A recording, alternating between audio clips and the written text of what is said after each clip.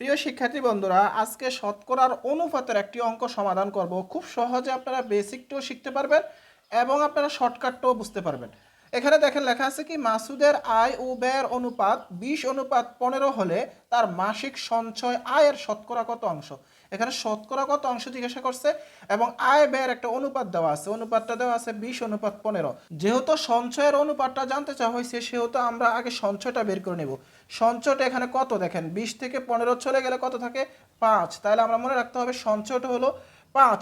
এবার আমরা যে বিষয়টা শর্টকাটে করতে হবে সেটা হলো দেখেন, 20 টাকার সঞ্চয় হলো 5 টাকা, যেহেতু 20 টাকার সঞ্চয় 5 টাকা, 20 নিচে হবে আর 5, যেহেতু এখানে শতকরা নির্ণয় করতে বলছে সেহেতু আমরা সবসময় মনে করি কি 100 দিয়ে গুণ করতে হবে। তাহলে আমরা কাটাকাটি করি, 20 দিয়ে যদি 100কে কাটাকাটি করেন তাহলে হবে এখানে 5, 5 দিয়ে 5কে গুণ করলে হবে 25। তাহলে 25% হবে তার সঞ্চয়ের আয়ের শতকরা।